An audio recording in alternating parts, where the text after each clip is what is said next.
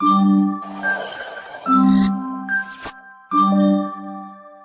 आप चैनल पे नए हो तो subscribe my channel and press bell icon for future updates. Hello guys, welcome to my channel.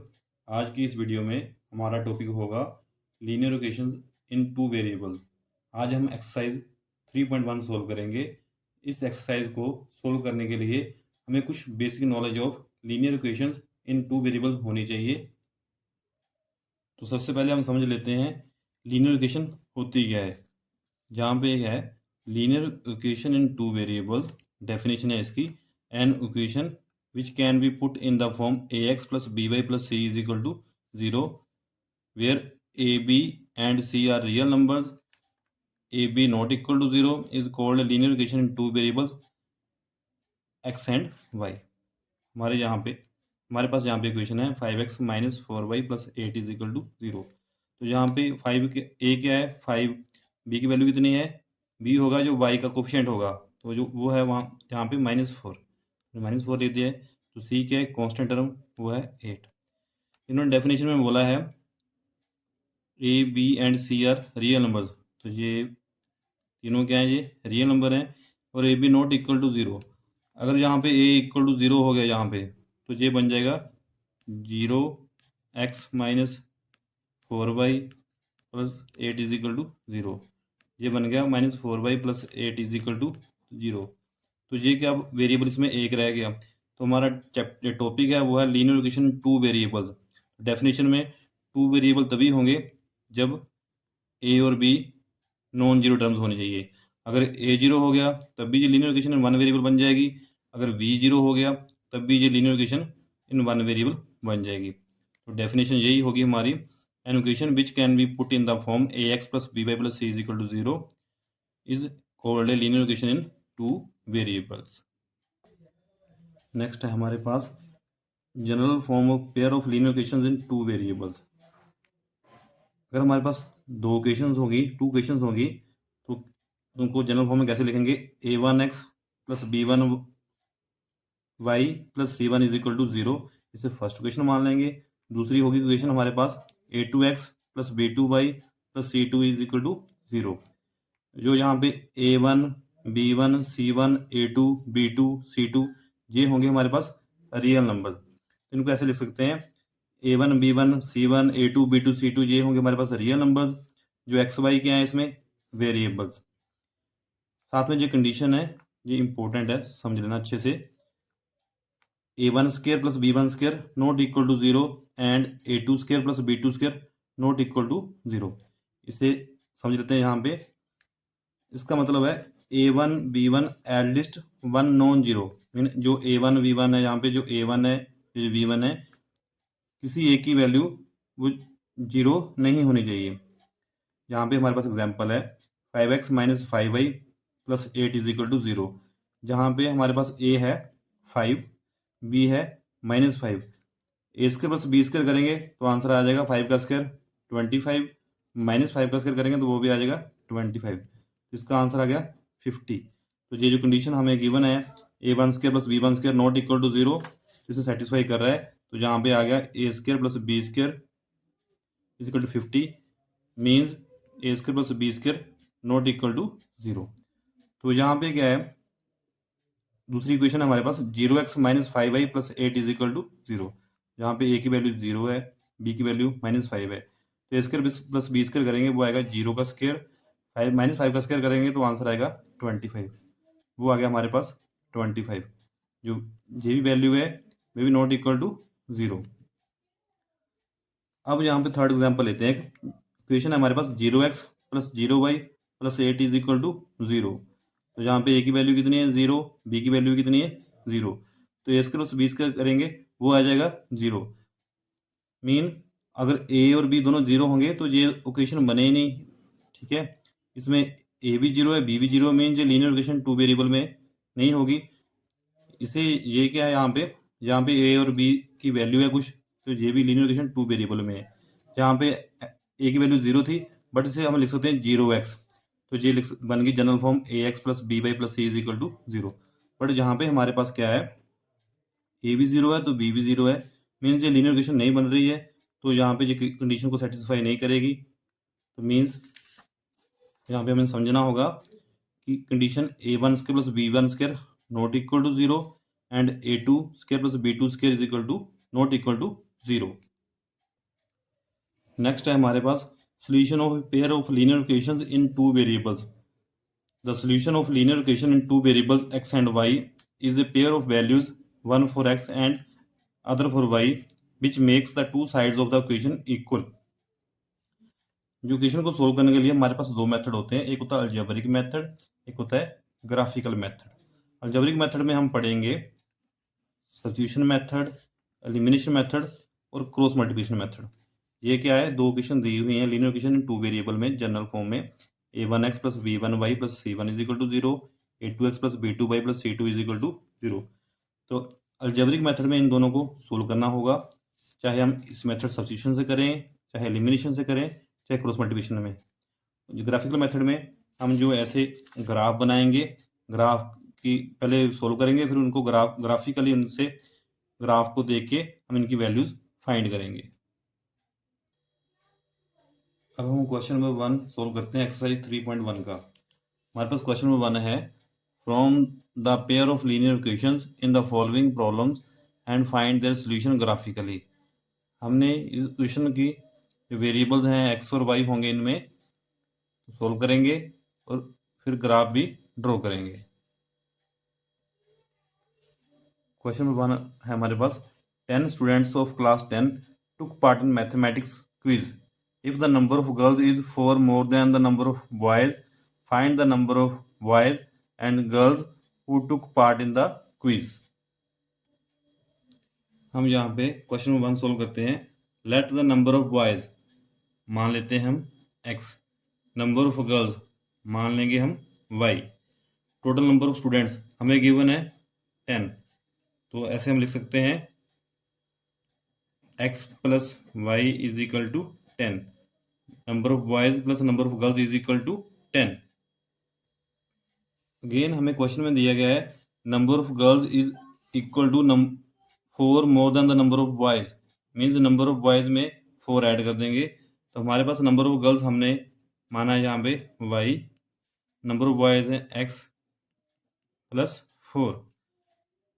अब 4 को इस तरफ ट्रांसपोज कर देंगे और y को इस तरफ ले जाएंगे, तो हमारे पास आंसर आ जाएगा x, जो प्लस का y इस तरफ हो जाएगा, माइनस का हो जाएगा, जो 4 प्लस के इस तरफ हो जाएगा, माइनस के हो जाएंगे। मीन जो इक्वेशन बन जाएगी x minus Y is equal to -4। जो फर्स्ट, इसे इक्वेशन नंबर फर्स्ट मान लेंगे, इसे इक्वेशन नंबर 2 मान लेंगे। हमारे पास इक्वेशन नंबर 1 है x plus Y is equal to 10। From equation number 1 y की वैल्यू यहाँ पे आ जाएगी, जो 10 x उस तरफ हो जाएगी, माइनस के हो जाएंगे, y is equal to 10 minus x। अब हम x की वैल्यू पुट करेंगे, उसके अकॉर्डिंगली हमारे पास y की वैल्यू आ जाएगी। अगर x की वैल्यू हम 6 पुट करेंगे यहाँ पे, तो y आ जाएगा 10 माइनस 6, y आ जाएगा 4, तो एक्स वाई क्या बन जाएगा हमारे पास 6,4। जो पहली वैल्यू होगी वो x की होगी, जो सेकंड वैल्यू होगी वो y की होगी। अगर हम x की वैल्यू 4 पुट करेंगे, तो इसके अकॉर्डिंग y का सोल्यूशन आ जाएगा 10 माइनस 4 6।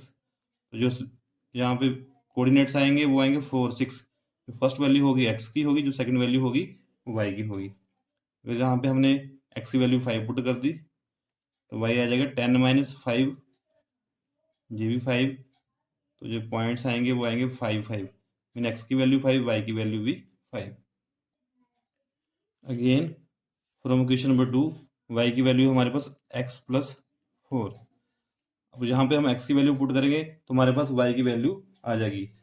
हम यहाँ पे x की वैल्यू पहले 0 पुट करते हैं, तो y की आ जाएगा 0 प्लस 4, y आ जाएगा हमारे पास 4, तो सोल्यूशन आ जाएगा हमारा 0 4, मीन x की वैल्यू 0, y की वैल्यू 4। अगर हम x की वैल्यू 1 पुट करेंगे, तो y आ जाएगा 1 प्लस 4 5, सोल्यूशन आ जाएगा हमारे पास 1,5। अगर x की वैल्यू 2 पुट करते हैं यहाँ पे, तो आ जाएगा y की वैल्यू 2 प्लस 4 6, x की वैल्यू 2, तो y की वैल्यू 6 आ गई, तो सोल्यूशन आ जाएगा हमारा 2 6, x की वैल्यू 2, y की वैल्यू 6। अब हम इन दोनों जो लाइंस है हमारे पास, इनकी जो सोल्यूशन फाइंड की है, उनको हम ग्राफ पे रिप्रेजेंट करते हैं। जो फर्स्ट लाइन की फर्स्ट इक्वेशन थी वो था हमारे पास x की वैल्यू 6 थी, y की वैल्यू 4। तो ये ग्राफ है हमारे पास, इस तरफ x एक्सिस है, इस तरफ क्या है y एक्सिस। तो x की वैल्यू 6, y की वैल्यू 4। तो x की वैल्यू 6 यहाँ पे है और y होगा हमारे पास यहाँ पे। x की वैल्यू 6, y की वैल्यू 4, तो पॉइंट आ जाएगा यहाँ पे 6 4। तो हमने मार्क कर दिया यहाँ पे। नेक्स्ट पॉइंट है 4 6, मीन x की वैल्यू 4 है, y की वैल्यू 6 है, तो ये पॉइंट आ जाएगा 4 6 यहाँ पे। तो ग्राफ पे ये रिप्रेजेंट किया हमने 4 6। नेक्स्ट पॉइंट है 5 5, x की वैल्यू 5, y की वैल्यू 5। x 5 यूनिट्स यहाँ से लेंगे और y की वैल्यू 5 यहाँ पे लेंगे, तो ये पॉइंट यहाँ पे आ जाएगा 5 5। दूसरी लाइन की जो सोल्यूशन है, फर्स्ट सोल्यूशन 0 4, मीन x की वैल्यू 0, y की वैल्यू 4। x की वैल्यू 0 होगी यहाँ पे ओरिजिन पे और y की वैल्यू 4, ये आ जाएगा पॉइंट 0 4। नेक्स्ट है 1 5, x की वैल्यू 1, y की वैल्यू 5। x की वैल्यू 1 यहाँ पे होगी और y की वैल्यू 5 यहाँ पे होगी, तो ये पॉइंट मार्क कर देना इसके ऊपर। नेक्स्ट है 2 6, x2 y 6, x2 और y क्या होगा 6, तो ये पॉइंट आ जाएगा हमारे पास यहाँ पे। तो ऐसे जो दोनों, एक लाइन को L1 मार्क कर लो, एक को L2। इन पॉइंट से जब हम एक लाइन ड्रॉ करेंगे तो ये लाइन जो होगी हमारी, जो फर्स्ट लाइन थी हमारी x plus Y is equal to 10, दूसरी लाइन थी हमारी x minus Y is equal to -4। जब इन दोनों को बढ़ाएंगे तो इस पॉइंट पे जाकर ये कट कर जाएंगी। तो ये पॉइंट जो होगा वो आ रहा पॉइंट हमारे पास, x की वैल्यू यहाँ पे 3 आ रही है, y की वैल्यू 7, मीन आंसर आएगा हमारा x value 3, y is equal to 7। तो जिस पॉइंट पे कट करेंगी लाइन, जो इंटरसेक्टिंग लाइन है, x is equal to 3, y is equal to 7, तो ये हमारा क्या होगा सोल्यूशन। तो x क्या माना था हमने, नंबर ऑफ बॉयज 3 आ जाएगा उसका आंसर। तो y था हमारे पास नंबर ऑफ गर्ल्स, तो वो आ जाएगा 7। ऐसे ही जो हमारा क्वेश्चन नंबर 1 ये सोल्व हो गया है। क्वेश्चन नंबर 1 का सेकंड पार्ट करने से पहले हम कुछ रिजल्ट दे लेते हैं। यहाँ पे हमारे पास दो इक्वेशन है, a1x plus b1y plus c1 is equal to 0, a2x plus b2y plus c2 is equal to 0। तो यहाँ पे हमारे पास जो 3 डिफरेंट केस अराइज होते हैं वो देखते हैं। यहाँ पे अगर if a1 a2 not equal to b1 b2 then the system is consistent, तो हम बोलेंगे the equation has exactly one और unique solution. Mean unique solution के लिए हमारे पास कंडीशन होगी a1 a2 not equal to b1 b2। Next है हमारे पास if a1 a2 is equal to b1 b2 not equal to c1 c2 then the system is inconsistent. तो हम कैसे कहेंगे, हम the equation has exactly no solution. तो जो नो सोल्यूशन वाला केस होगा वो होगा तब if a1 a2 equal to b1 b2 not equal to c1 c2। जो थर्ड केस होगा हमारा, if a1 a2 is equal to b1 b2 is equal to c1 c2 then the system is dependent and consistent. Unique solution वाला भी consistent होगा और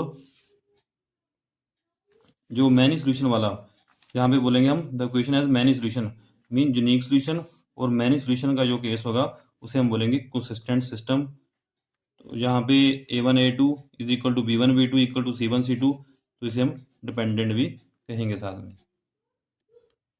अब हम देखेंगे कि ग्राफ को देख के हम कैसे बता सकते हैं कि लीनियर इक्वेशन का यूनिक सोल्यूशन होगा, जो पेयर का यूनिक सोल्यूशन होगा, या नो सोल्यूशन होगा, या मैनी सोल्यूशन होगा। If the graphs of two equations of a system intersect at a point the system is said to have a unique solution. Question number 1 का first part था, उसमें हमारे पास जो 3 7 वैल्यूज आई थी वो क्या था, यूनिक सोल्यूशन था, the system is consistent. Second case है, if the graphs of two equations of a system are two parallel lines then the system is said to have no solution. अगर जो graph आ जाए वो parallel आ जाए, दो lines के आ जाए, parallel आ जाए, तो हम उसे कहेंगे नो सोल्यूशन और सिस्टम को कहेंगे इनकंसिस्टेंट। थर्ड केस है, when the graphs of two equations of a system are two coincident lines the system is said to be have infinitely many solutions that is the system is consistent and dependent. इनको देखते हैं example के साथ आगे। जहाँ पे question पे हमने जो दो लाइंस है इनका ग्राफ ड्रॉ किया है, तो जो ग्राफ है तो यहाँ पे एक पॉइंट पे क्या कर रहा है, लाइन दोनों क्या कर रही हैं, लाइन का जो ग्राफ है कट कर रही हैं। तो इस पॉइंट को बोलेंगे जो होगा, ये होगा इंटरसेक्टिंग लाइन होगी। तो जो सोल्यूशन जो होगा वो यहाँ पे होगा जिस पॉइंट पे ये कट करते हैं। जैसे एम एन पॉइंट पर कट कर रहे हैं तो एक्स की वैल्यू एम होगी, वाई की वैल्यू एन होगी। तो इसे बोलेंगे कंसिस्टेंट सिस्टम और बोलेंगे यूनिक सोल्यूशन। यहाँ पे बोलेंगे यूनिक सोल्यूशन। जब दो लाइन इंटरसेक्ट करेंगी एक सिंगल पॉइंट पे तो जो आंसर आएगा वो आएगा हमारे पास यूनिक सोल्यूशन आएगा। इसमें एक्स की वैल्यू एम होगी, वाई की वैल्यू एन होगी। अब दूसरा केस किया था व्हेन लाइंस क्या होंगी, पैरेलल। यहाँ पे जो ग्राफ ड्रॉ करेंगे अगर पैरेलल आ गई तो हम उसे कहेंगे, जहाँ पे कोई कॉमन पॉइंट नहीं होगा हम उसे बोलेंगे इनकंसिस्टेंट सिस्टम और नो सोल्यूशन। जो हमने सेकंड केस किया था उसमें नो सोल्यूशन आ गया और इनकंसिस्टेंट सिस्टम कहेंगे। नेक्स्ट जो केस थर्ड है यहाँ पे, when A B and C D are coincident, दोनों एक ही लाइन पे लाई करते हैं, ए बी और सी डी दोनों एक ही लाइन पे लाई करेंगे, तब इसे कहेंगे कंसिस्टेंट एंड डिपेंडेंट, और इसके होंगे इन्फिनिटली मैनी सॉल्यूशन। अब हमारे पास क्वेश्चन नंबर 1 का सेकंड पार्ट है, 5 pencils and 7 pens together cost ₹50, whereas 7 pencils and 5 pens together cost ₹46। Find the cost of 1 pencil and that of 1 pen. हम यहाँ भी मान लेंगे let the cost of a pencil ₹X and cost of a pen ₹Y. Since cost of 5 pencils plus cost of 7 pens is equal to ₹50, तो हम लिख सकते हैं cost of 5 pencils मीन आ जाएगा हमारे पास 5x plus cost of 7 pens आ जाएगा 7y is equal to 50। इसे question number 1 mark कर लेंगे। अगेन हमें दिया था cost of 7 pencils, वो आ जाएगा हमारे पास 7x plus cost of 5 pens वो आ जाएगा 5y इज इक्वल टू 46। इसे क्वेश्चन नंबर 2 मार्क कर लेंगे। फ्रॉम क्वेश्चन नंबर 1 हमारे पास क्वेश्चन नंबर 1 है 5x plus 7y is equal to 50। तो 5x आ जाएगा हमारे पास 50 माइनस 7y, तो x की वैल्यू आ जाएगी हमारे पास 50 minus 75/5। Again from equation number 2, तो हमारे पास है 7x plus 5y is equal to 46। तो 7x आ जाएगा हमारे पास 46 माइनस 5y, तो x की वैल्यू आ जाएगी हमारे पास 46 माइनस 5y/7। हमने यहाँ पे क्वेश्चन नंबर 1 को ऐसे लिखा है और y की वैल्यू पुट कर रहे हैं, अकॉर्डिंगली x की वैल्यू आ रही है। हमने y की वैल्यू 0 पुट की तो x की वैल्यू 10 आ गई। तो ऐसे ही जब हमने डिफरेंट वैल्यू वाइज की 5 पुट की 10 की, तो उसके अकॉर्डिंग हमारे पास x की वैल्यू आ रही है 3 - 4। तो हमारे पास जो सोल्यूशन आ रहा है वो आ रहा है, एक बार आ गया 10 0, दूसरा आ गया 3 5, जो थर्ड सोल्यूशन आ गया वो आ गया -4, 10। ऐसे ही क्वेश्चन नंबर 2 में जो हमारे पास सेकंड सोल्यूशन है उसमें x की वैल्यू आई है 46 माइनस 5y/7। हम यहाँ पे y की वैल्यू पुट करेंगे, उसके अकॉर्डिंग हमारे पास x की वैल्यू आ जाएगी। तो हमने यहाँ पे y की वैल्यू -2 पुट की तो आंसर आ गया हमारा 8। तो जो हमारा सोल्यूशन बन जाएगा वो आ जाएगा 8 - 2। पहली वैल्यू होगी x की, होगी सेकंड वैल्यू होगी हमारे पास y की। ऐसे हमारा जो सोल्यूशन आ जाएगा यहाँ पे 3 5 और एक सोल्यूशन आ गया 0,9.2। अब हम जो हमारे दोनों जो क्वेश्चन के सोल्यूशन आए हैं उनको ग्राफ पेपर पे रिप्रेजेंट करेंगे। पहले क्वेश्चन में देखते हैं, x की वैल्यू 10 है, y की वैल्यू कितनी है 0। तो x की वैल्यू 10 का हमारे पास है यहाँ पे 10 और y की वैल्यू 0, जो पॉइंट इस लाइन के ऊपर ही आ जाएगा 10 0। सेकंड है x की वैल्यू 3, y की वैल्यू 5। x की वैल्यू 3 हमारे पास यहाँ पे है, y की वैल्यू 5 यहाँ पे, ये पॉइंट यहाँ पे आ गया। थर्ड वैल्यू है x की वैल्यू -4, y की वैल्यू 10। तो x की वैल्यू -4 लेफ्ट साइड होगी, -4 y की वैल्यू 10, तो ये पॉइंट हमारा यहाँ पे आ जाएगा। सेकंड जो इक्वेशन है उसको सोल्व किया था हमने, फर्स्ट पॉइंट आया था हमारा 8 - 2। x की वैल्यू 8, y की वैल्यू -2, तो x की वैल्यू 8 यहाँ पे होगी और y की वैल्यू -2 नीचे होगी यहाँ पे, तो ये पॉइंट आ जाएगा हमारे पास 8 -2, 3 5, एक्स की वैल्यू 3, वाई की वैल्यू 5, ये पॉइंट यहाँ पे आ जाएगा। नेक्स्ट है एक्स की वैल्यू 0, वाई की वैल्यू 9.2, तो एक्स की वैल्यू 0 यहाँ पे होगी, वाई की वैल्यू 9.2 यहाँ पे होगी।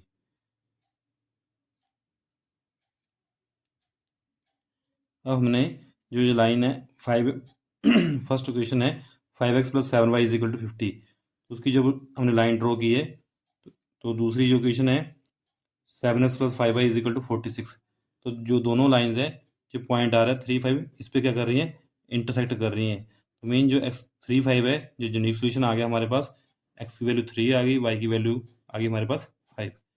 तो x क्या था हमारे पास, कॉस्ट ऑफ पेंसिल, तो y क्या था, कॉस्ट ऑफ पेन। तो हमारा आंसर आ जाएगा कॉस्ट ऑफ पेंसिल आ जाएगा हमारे पास 3 एंड कॉस्ट ऑफ पेन आ जाएगा हमारे पास 5। क्वेश्चन नंबर 2 है हमारे पास, on comparing the ratios A1/A2, B1/B2 and C1/C2 find out whether the lines representing the following pairs of linear equations intersect a point are parallel और coincident. हमारे पास फर्स्ट जो पेयर ऑफ इक्वेशंस है वो है 5x - 4y + 8 = 0, 7x + 6y - 9 = 0। तो compare करेंगे general form वाली इक्वेशन के साथ, a1x + b1y + c1 = 0, a2x + b2y + c2 = 0।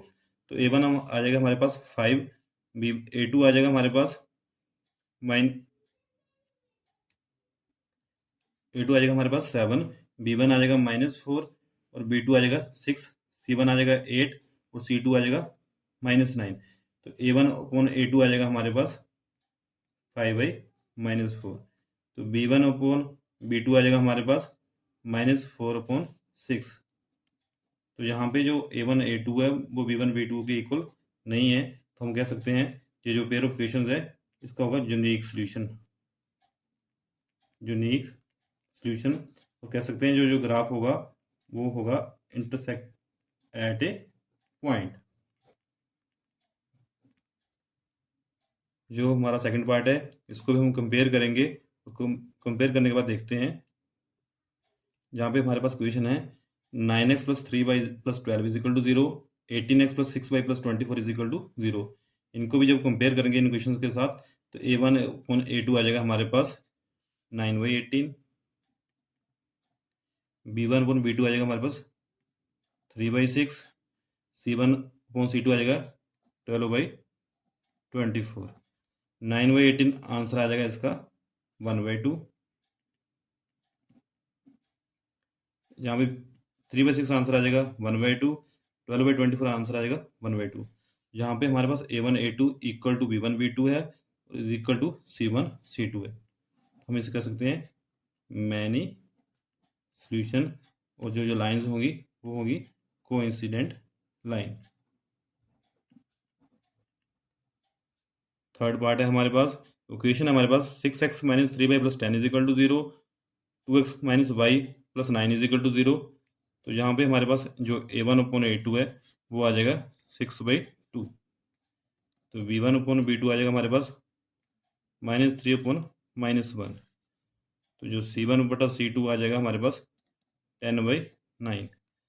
तो ये आंसर आ जाएगा हमारा 3/1 सोल्व करके, इसको भी आ जाएगा 3/1। तो हम जहाँ पे देख रहे हैं a1/a2 = b1/b2 but not equal to c1/c2, तो ये क्या होगा, ये होगा नो सॉल्यूशन। और ये लाइन जो होंगी ये होंगी पैरेलल। क्वेश्चन नंबर 3 है हमारे पास, on comparing the ratios a1/a2, b1/b2 and c1/c2 find out the whether the following pair of linear equations are consistent और इनकंसिस्टेंट। तो हमारे पास इसके 5 पार्ट्स दिए हुए हैं, ये बहुत सिंपल क्वेश्चन है। हमने क्या करना है, यहाँ पे कंसिस्टेंट कब होगा, जब हमारे पास a1/a2 की वैल्यू b1/b2 के इक्वल ना हो, मीन जब यूनिक सॉल्यूशन वाला केस हो तब उस सिस्टम को बोलते हैं पेयर ऑफ जो इक्वेशंस होंगी उनका होगा कंसिस्टेंट सिस्टम। और या a1/a2 = b1/b2 = c1/c2, मीन जब कोइंसिडेंट लाइंस वाला जो केस होगा मैनी सॉल्यूशन वाला, तभी जो हमारा पेयर ऑफ सिस्टम का जो इक्वेशन का सिस्टम होगा होगा कंसिस्टेंट। इनकंसिस्टेंट कब होता है? जब A1 A2 की value is equal to B1 B2 not equal to C1 C2। इन पैरेलल लाइंस वाला जो केस होता है हमारे पास नो सॉल्यूशन वाला, तो हम उस जो हमारा पेयर ऑफ इक्वेशंस होंगी हम उनको बोलेंगे ये इनकंसिस्टेंट सिस्टम है। मीन याद रखना जो कंसिस्टेंट वाला कब होगा? यूनिक सॉल्यूशन वाले केस में और मैनी सॉल्यूशन वाले केस में। इनकंसिस्टेंट कब होगा? नो सॉल्यूशन वाले केस में, जहाँ पे A1 A2 not equal to B1 B2 ये केस हो सकता है, या A1 A2 is equal to B1 B2 is equal to C1 C2 coincident line वाला। ये भी मैनी सॉल्यूशन वाला भी इसमें कंसिस्टेंट सिस्टम में आएगा। इनकंसिस्टेंट में आएगा पैरेलल लाइंस वाला। यहाँ पे no solution A1 A2 is equal to B1 B2 not equal to C1 C2। Well students, आज की वीडियो में हम क्वेश्चन नंबर 3 तक ही करेंगे। क्वेश्चन नंबर 4 5 6 7 हम नेक्स्ट वीडियो में करेंगे। Thanks for watching.